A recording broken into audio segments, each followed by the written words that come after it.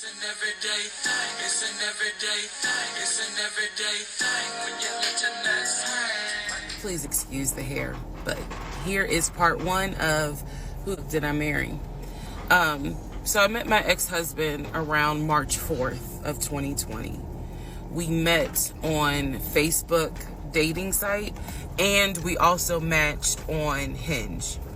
I did not realize that he was on both under two different names. So one was his actual name, and the other one was a variation, like a nickname that he called himself. Different pictures. So it was a running joke between us. Oh, you ain't even recognize that you had matched with me on Hinge. No, I didn't. And also that should have been a red flag. By the way, you will notice in this story, I called it the United Nations of red flags. It is so many red flags that, I mean, you would have thought I was colorblind because I ignored all of them. So anyway, back to the story. We met around March 4th. We exchanged phone numbers. He called me and we talked on the phone for the first time. In the first phone call, he told me that he had just moved to Georgia from California, from San Diego. His job had transferred him because he was being transferred in as the new regional manager for a major condiment company that is based here in Georgia. I'm not going to say the name. And so we also talked about his childhood. He told me he grew up in Philly. He's from Philly. Both of his parents were deceased. This is the first phone call. Both of his parents were deceased. His father was a Philadelphia police officer. His mom was a teacher.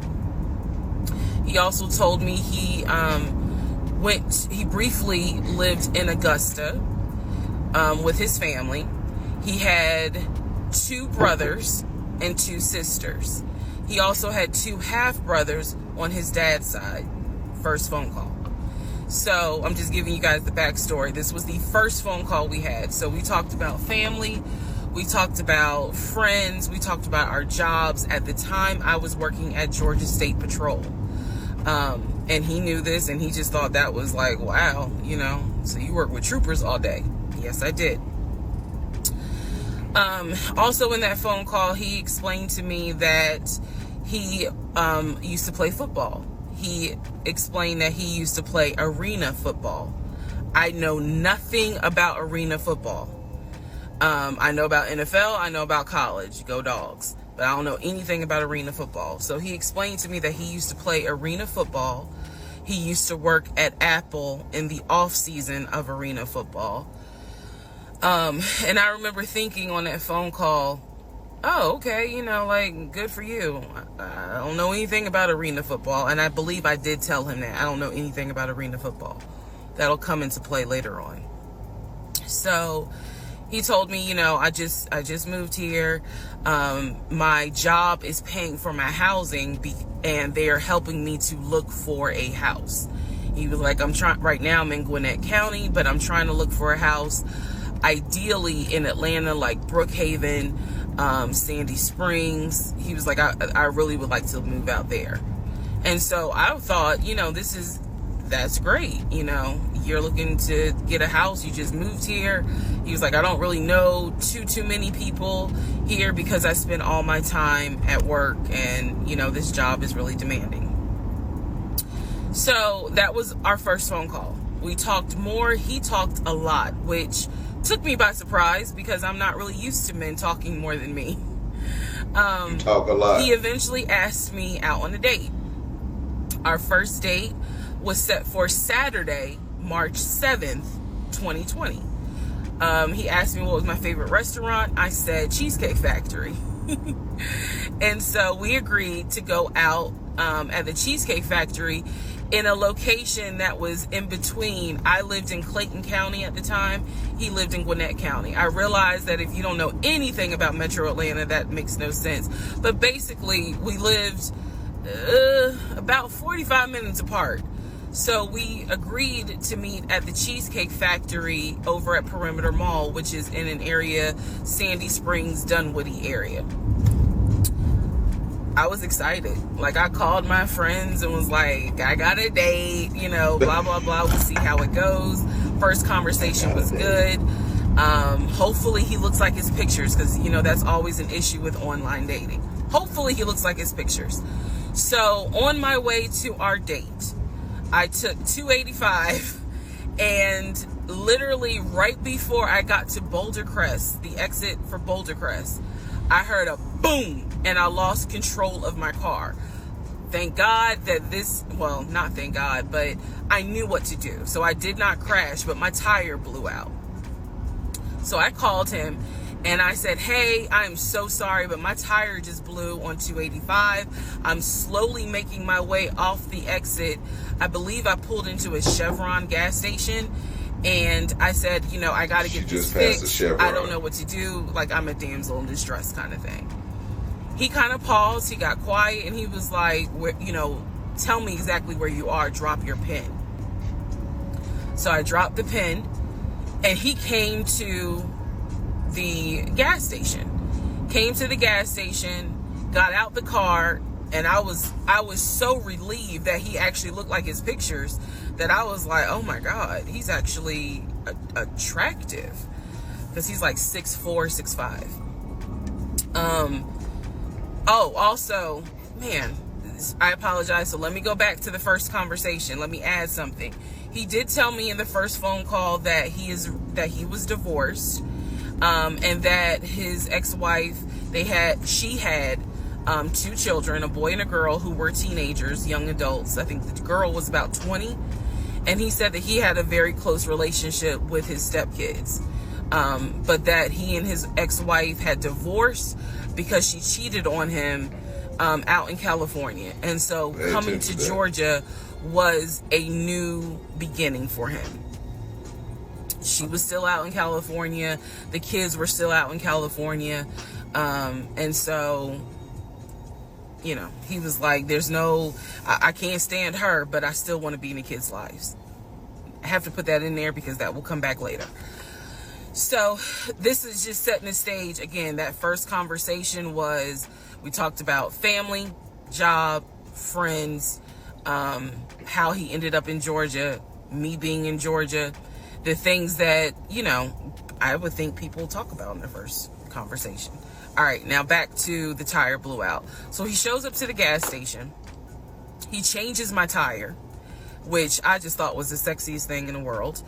And then he proceeds to say, hey, I found a tire place around the corner. You need to get another tire. Like, you can't drive on this donut. So he followed me to the tire place, and then helped me get a tire, paid for it. So I was definitely like, wow. And so the vibe was good. So anyway, I get the tire fixed. We follow each other to the Cheesecake Factory over in Perimeter. We hold hands walking into the Cheesecake Factory. So in my mind, I'm like, this. Oh my God, I had butterflies. That's the look of a woman who had butterflies. So I had butterflies. And we go in.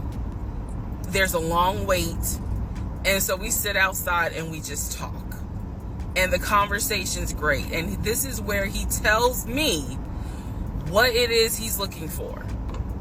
He tells me, you know, I believe at the time he was 42.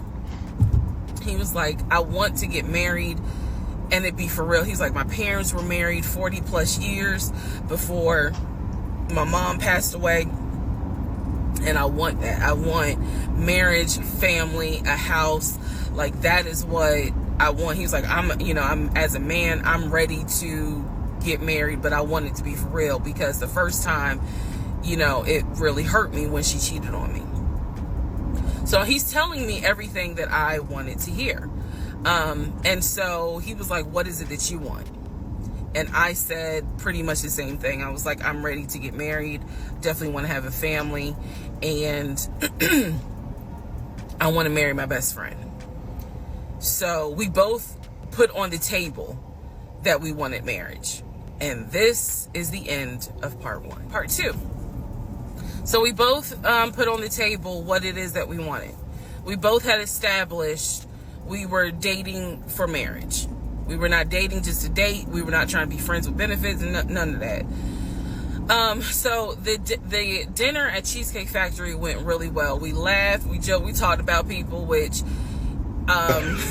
is kind of up my alley, my sense of humor. It was a good vibe. So at the end of the date, or excuse me, at the end of dinner, we sat in his car and he played this song for me by John Legend. I don't know the name of the song. By the time this video posts, I will put the name at the bottom. I can't remember the song. I just remember that John Legend was talking about, I think I met my wife tonight. And I thought it was a sign. So I was like, oh my God. So anyway, we ended up sitting in the car talking just about life and experiences until about midnight. So during this conversation, he again is telling me how it was, what it was like living in California, how he went out there, he went to San Diego State, he played football for San Diego State. He talked about how, he loved it out there, so he stayed. That's when he joined the company. And then he explained that he also did arena football, but only did it for about 2 or 3 years. He claims that while he was doing arena football, the team that he was on won a championship. But again, keep in mind, I don't know anything about arena football. So I was like, okay, I didn't know that they had championships. And he was like, he got a little offended, like, yeah, they got championships. And, he was on that team. So he talked to me about how he worked at Apple. He worked something in the IT area of Apple, but within the store. Again, it was one of those, it's like when I tell people I used to work at Amazon. I really wasn't paying much attention to it. Why? So we talked about all that. We talked deeply into what happened with the ex-wife. It's because I asked. He was not volunteering all this information. So in other words, I get very uncomfortable when men start talking about their ex a lot. That's not what happened. I was asking questions because I was really trying to figure out, okay, are you ready for a relationship, or are you still missing her? So we talked about that. We talked about my exes. That was a mistake I made because I talked about how I dated at one point in time somebody I worked with. That will come back later. And he seemed real cool about it. He was like, that was before me and blah, blah, blah. So the conversation was good. Midnight comes and I go home. Yes, I went home. We ended up talking. Mind you, our first date was March 7th. And within about 2.5 weeks, Brian Kemp, our governor, shut Georgia down. We were going to be on lockdown. So during those 2.5 weeks, we talked every day. We went out again at Red Lobster. I remember Red Lobster. But everything was going great. The issue was, where are we going to quarantine? So the question was, are we going to quarantine at his place, which he had like a studio type of situation. Like, it clearly, where he was staying, I was like, it's like a studio apartment, but he kept telling me like, this is temporary because I'm looking for a house. Like, he showed me the email from a woman who worked at the company where she was out on maternity leave, but she was putting him in contact with a realtor to help him find a townhome or a single family house. So I was just like, okay, this is definitely temporary. Like, he's not trying to stay here long term. And she was apologizing in the email. I'm so sorry, this should have been taken care of before you got here, but it wasn't, I saw the email. I read it. I read the email. So the decision was, we're going to quarantine at the studio, or we're going to quarantine in my house? First mistake I made. Well, there's a lot, but this was a mistake I made. So ladies, caution moment. During one of our dates, because keep in mind, in those 2 weeks, we were seeing each other quite a bit. Nothing physical or anything like that. Just two people who I thought were really on some, all right, let's see if this is going to grow into something. He came to my house. When he came to my house, I had a 3-bedroom, 2.5-bath townhome. He was in a studio. Now, I'm telling you guys all of this in order of how it happened. So some things I'm probably going to insert what I was thinking and the mistake I made. Can I turn this off? Women in Atlanta really got their stuff together. And I say that to say that I did not realize inviting him to my home probably made his eyes go, oh shit, she's a keeper. She got this 3-bedroom, 2.5-bath townhouse, and I'm in like a little studio. Yeah, let me go ahead and pursue this. What I need to do to quarantine here. The decision was made, quarantine at my house. So the state went on lockdown. He came and stayed with me in my home, and for the most part, in the initial beginning, it was fine. It was fine. The reason why I hesitate is because I grew up in the church. So for me, it was really like an internal struggle of, bruh, you always said you would never live with a guy unless he was your husband. And now you living with a dude and he ain't your husband. Like, it was a struggle for me because I knew better. And don't come for me. I'm just telling you the way I grew up. It was like that. It was not sitting right with me. But at the same time, I didn't want to quarantine by myself. I did not want to. So there we go. So he moved in. We talked about the bills. Let me clear something up that I said in the other video where I said he paid all the bills. He paid all the household bills. He did not pay my car payment, my cell phone, or my car insurance. He paid the rent, because my rent at the time was less than $1,000. He paid the utility bills. Boy, 3-bedroom. And so when he's telling me that he's a regional manager, I was like, wow, okay, so you got money. And so he paid all the household bills. So my check really was just taking care of me, myself, and I. And I am not, this is where it's not going to make me look good, but it's the truth. It was intoxicating to not have to worry financially about how to pay the bills. It was a wonderful feeling.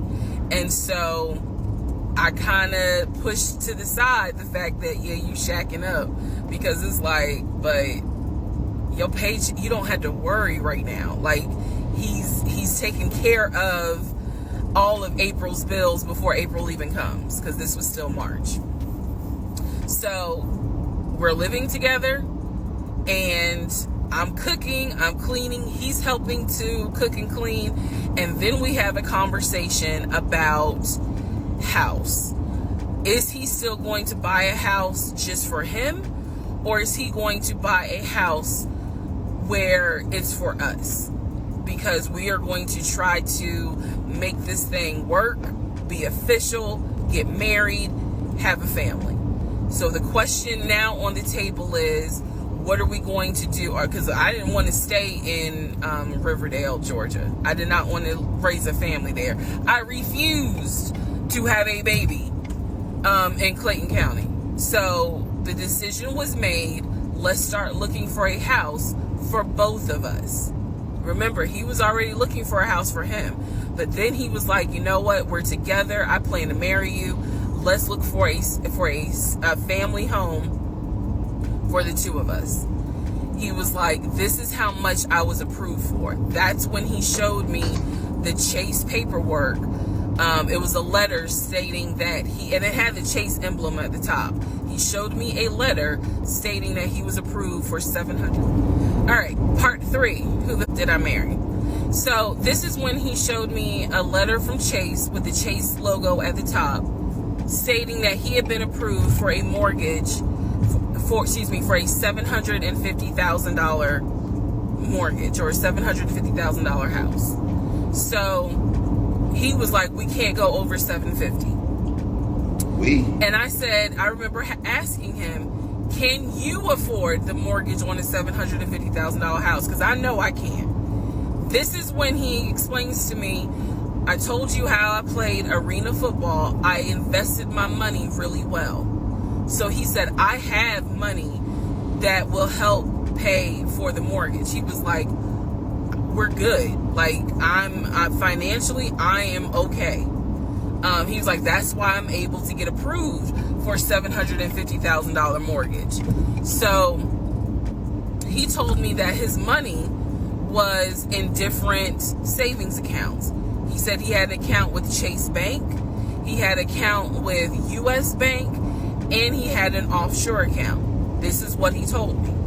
The offshore account, I was like, why? And he explained something about, the U.S. the U.S. imposes taxes on money when you have a certain amount in U.S. banks.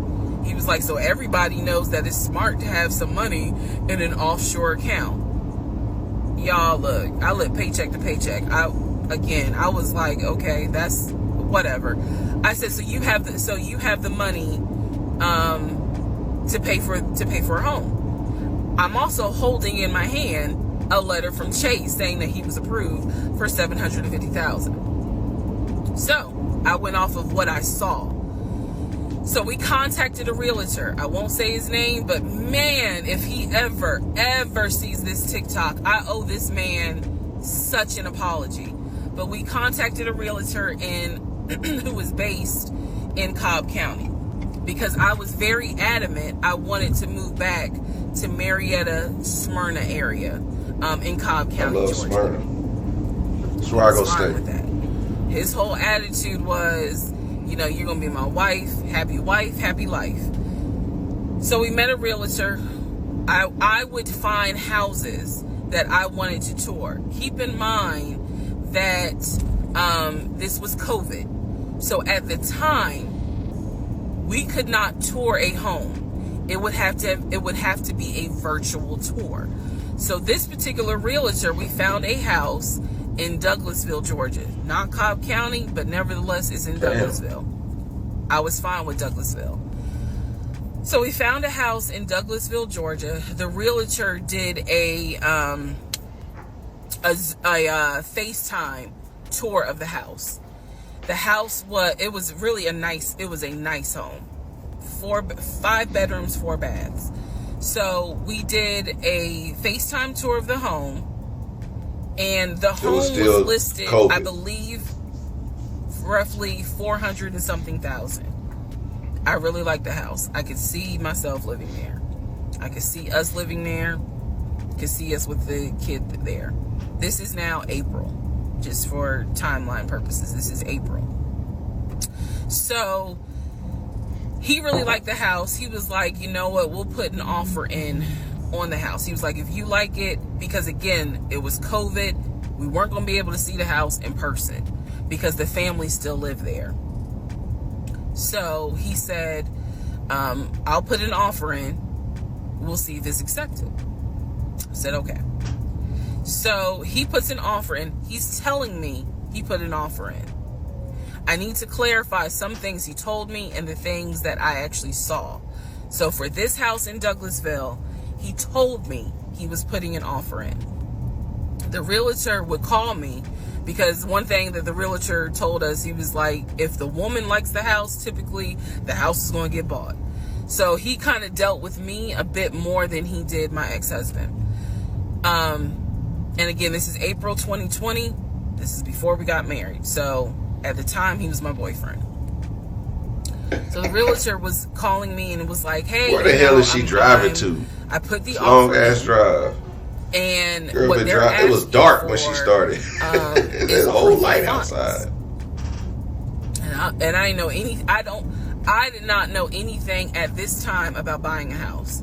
So I was like, hey, you probably need to talk to him, because I'm not even listed on the mortgage. Like, from the paperwork I saw, it was only in his name. So he called him. I guess they talked. I was not there, but I'm assuming that they had talked.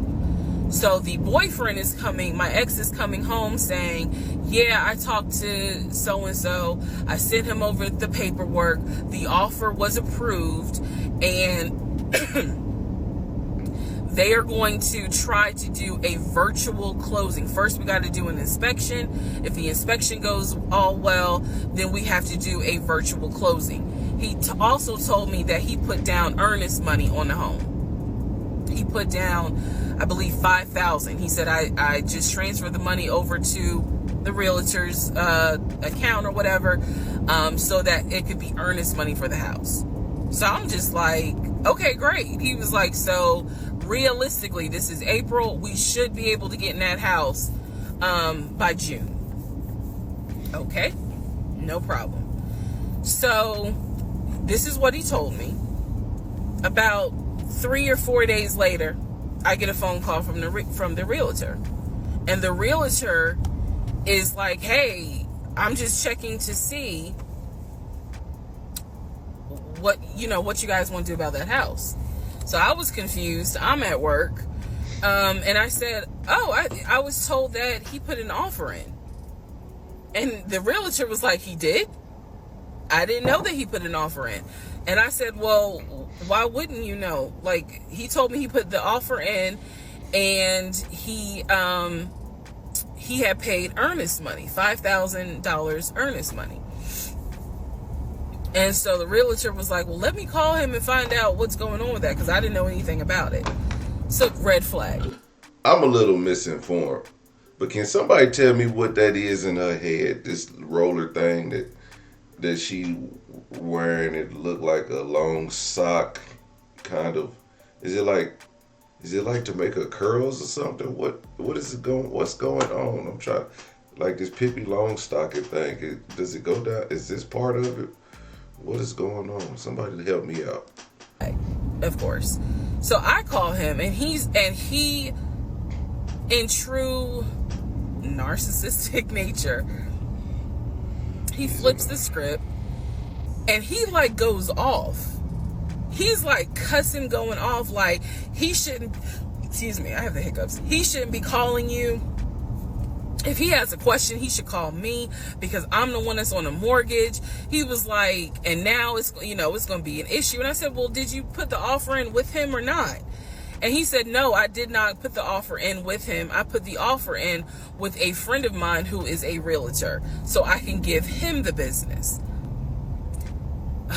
So I did not hear from that realtor again. So I was just like, is the house under contract or is it not? He was like, yes, the house is under contract. This is how crazy things work out. About 3 days later, on realtor.com, I'm looking at the house because I was trying to figure out in my mind how I'm gonna decorate. It shows the house is under contract. So, showed my boyfriend. My boyfriend's like, I told you it was under contract. He was like, I did you not believe me? And I ain't had the heart to say, hell no, I didn't believe you. Like, it seemed too good to be true. But once I saw the house was under contract, I absolutely believe that, okay, it's under contract with him. Like, yeah, we're about to do inspection. We are about to move. And so we had driven by the house because, again, keep in mind, a family's still living there.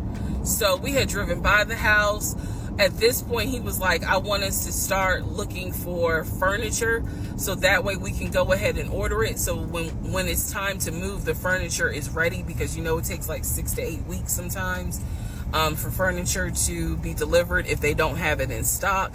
Like, he was very methodical and planning and saying, this is what we need to do. So we started going to Home Depot, Lowe's, because we had a printout of what the sellers were going to take. They were going to take the appliances.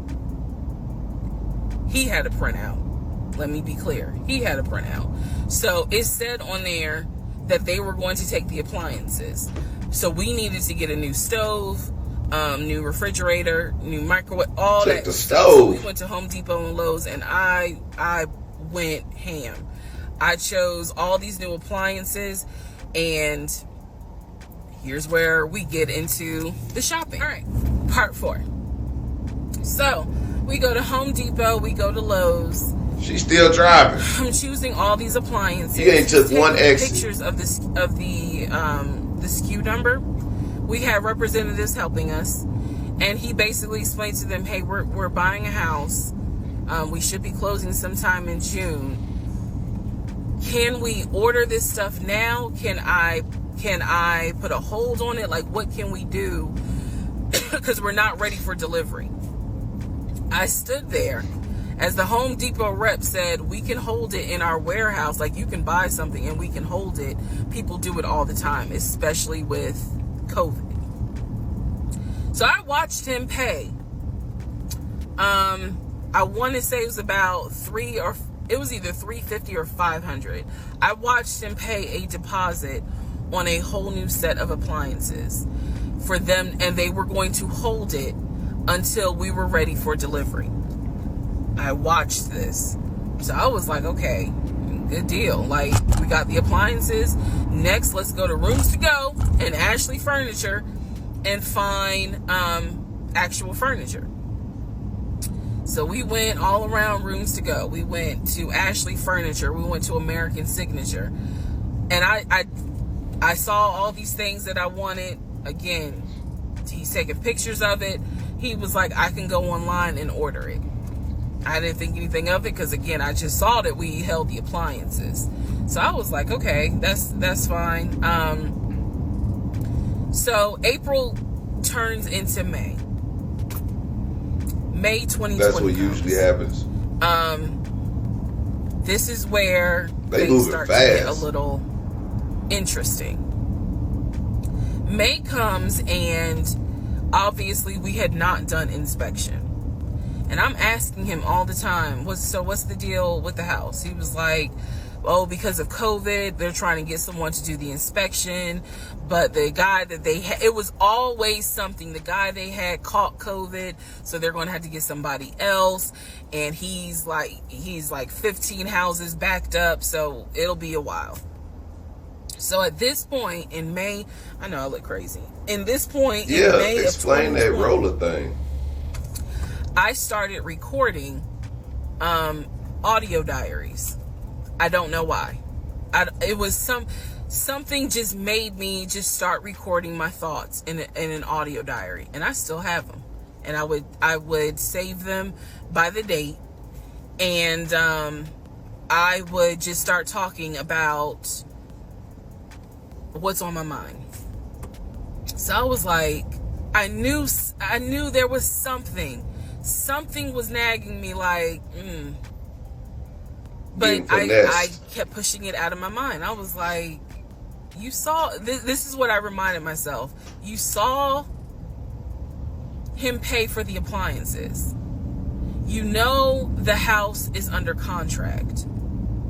You know that he told you that he's the one who put the house under contract. Why would, I remember saying to myself, why would he lie about that? This is so easy to verify. Why would he lie about that? Have you caught him in any other lie? And at the time, the answer was no. So I really was like, maybe you just aren't used to a guy who actually does what he's supposed to do. Like, I was questioning myself and then answering my own questions. So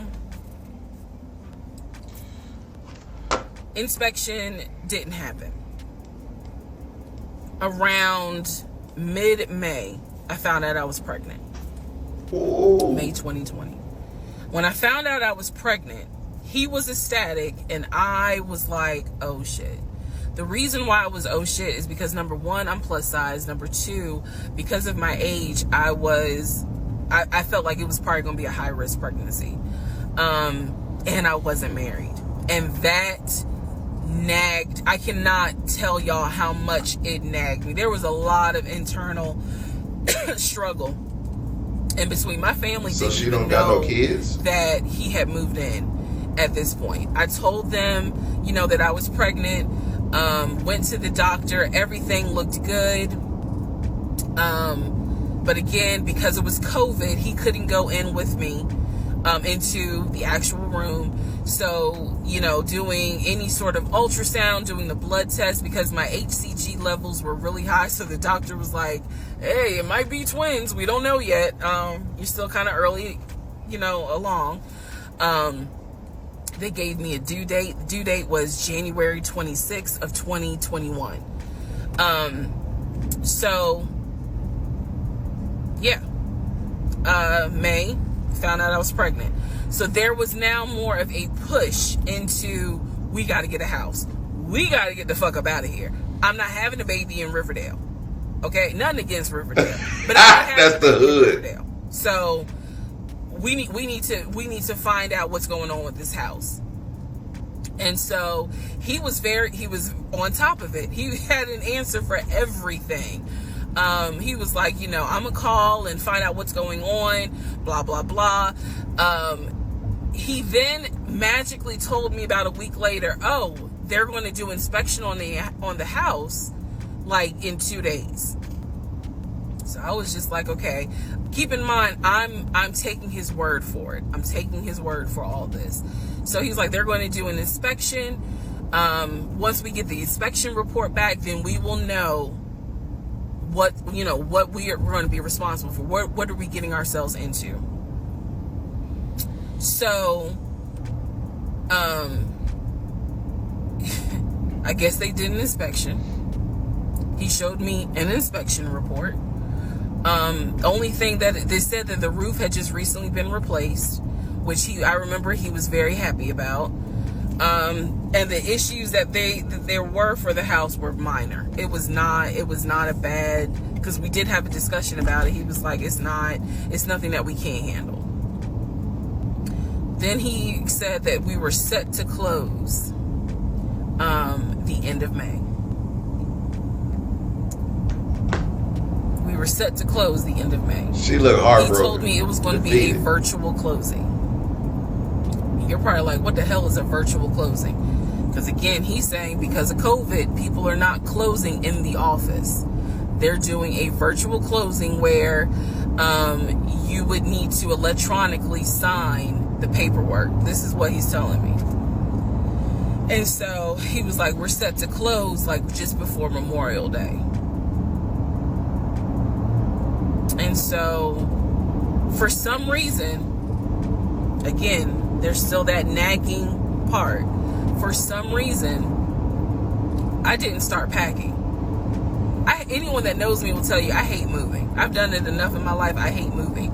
But I did not start packing up that house at all. I was just like, I'm pregnant. My body was changing so fast that it was like I can barely keep my eyes open half the day. And so, no, I didn't start packing. And I remember I did record, again, I was recording audio diaries just about every day. When something didn't sit right, I would verbally record it in the audio diary because I was like, I don't know what it is, but there's something. That was the theme of our relationship. I don't know what it is, but I know there's something. She passing downtown. And so I remember talking to myself in my little prayer closet. She done drove like 8 hours. And I remember thinking, she still ain't at work. What if we don't get this house? Like, what if we don't get, what if he's lying? But again, there goes that thought process of, why would he lie about this? Like, who makes up Look. that they're buying a house when in fact they're not. Look like she passing all and the colleges. then he's showing you all this paperwork. Like, come on, you can't be that jaded that you don't even believe what's in front of you. All right? Okay, part 5. Who the fuck? And you still driving. So I'm questioning all this stuff in my head out loud on my audio diaries. And then once again, I'm like, but look at what he's giving you. Like, he's paying. It wasn't a question about money. It was just a question of, are we really about to move into this house? And keep in mind, he's paying all the household bills. He still is. So we were supposed to close before Memorial Day. We didn't. There was an excuse. There was always an excuse with him. Always an excuse. And I didn't know enough about the process to question stuff because I really wasn't involved the way I should have been. And it was giving me a lot of anxiety. So I'm pregnant with a lot of anxiety. And if I'm gonna be 100% honest with y'all, I was not expecting that I was probably going to have a healthy pregnancy because I was stressed. And what I was stressed about is I didn't know what was going on because I wasn't really involved the way that a normal relationship would be involved. Just being honest. So we did not close. We moved now into June. This is now going into June. Around June 5th, I looked at the house again on Realtor.com. I don't know what made me do it other than, and I don't mean to sound super spiritual. I know that people are like, you know, you may or may not believe in God, but I'm telling you, I believe with all my heart. Probably the Holy Spirit was like, look at that house on Realtor.com. So I looked at the house on Realtor.com.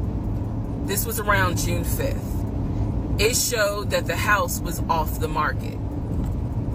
And I remember being like, okay, wait, what does that mean? What does that mean? Because ex-husband is telling me we're about to close on the house. We're about to close. It's our house. We got furniture, da-da-da, da-da-da, da-da-da.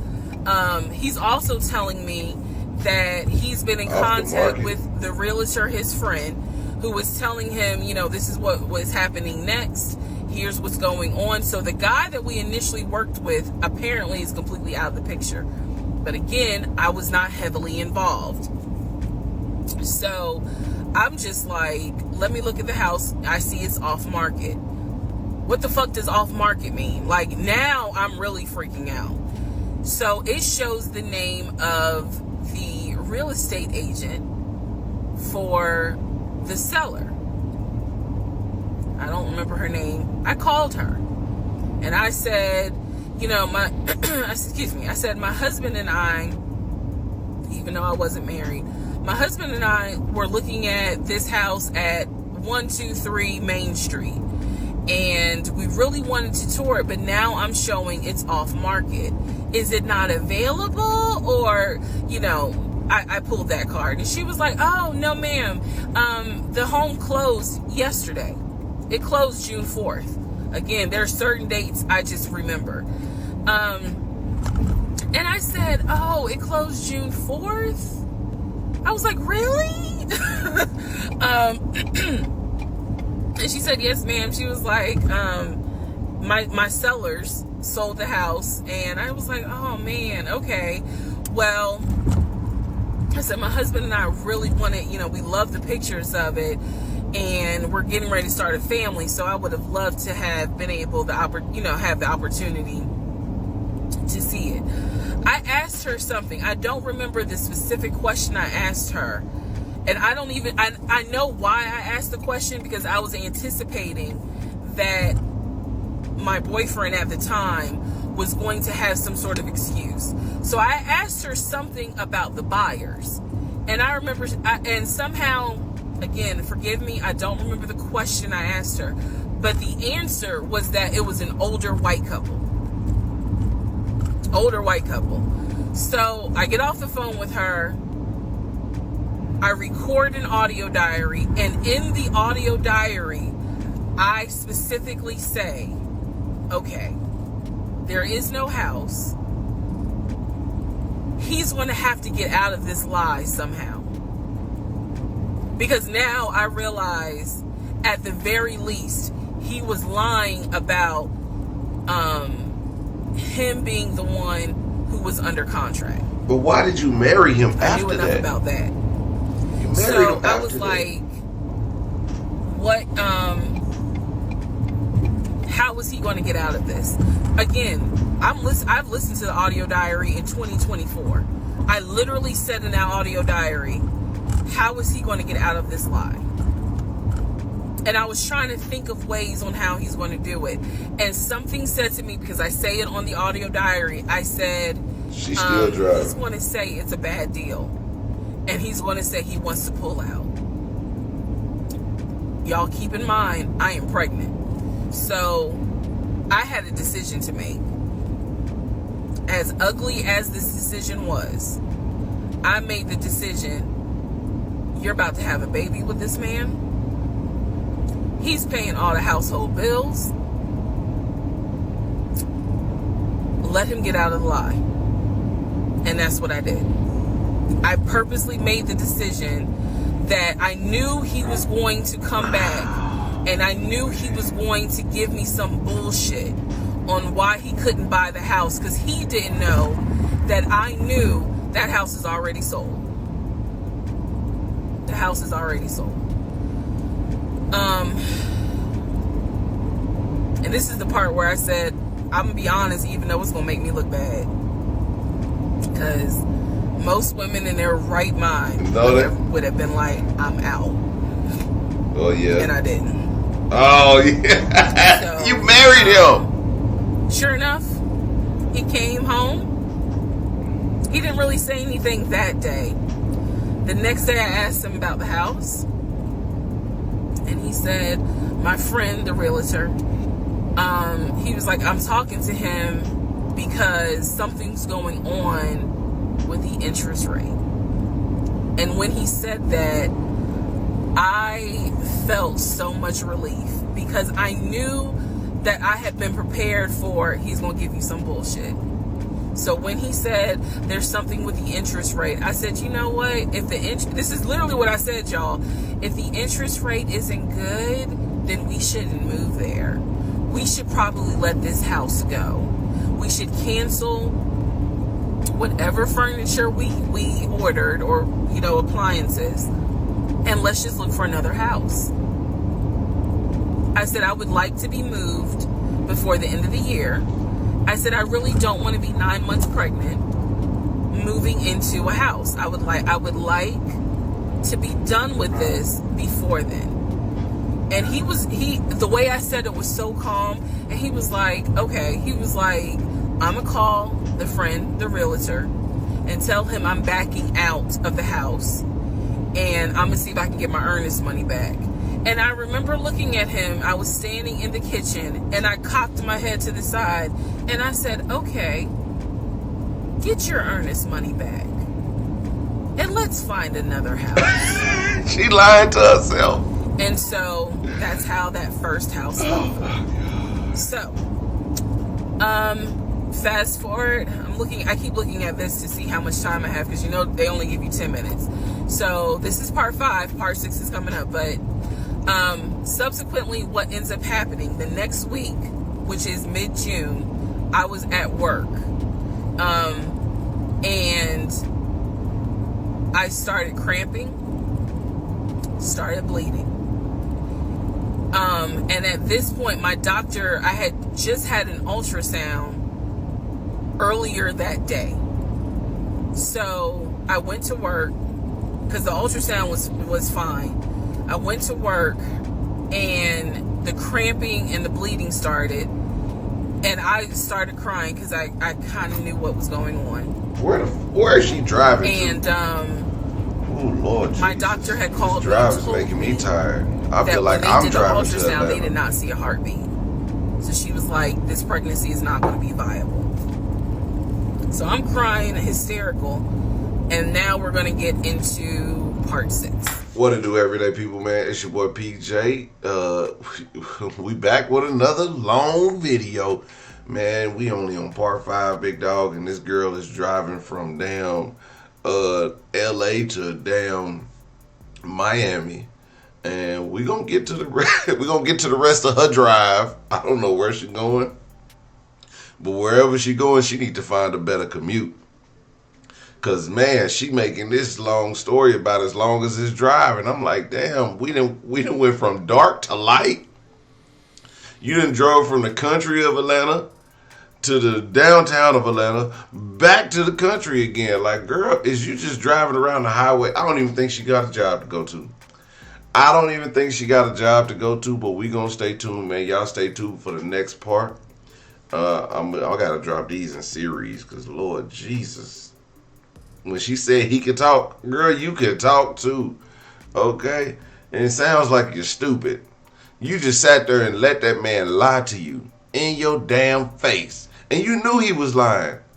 And you made up an excuse so he could make up an excuse to lie to you. Anyway, everyday people, man, check out part number 2.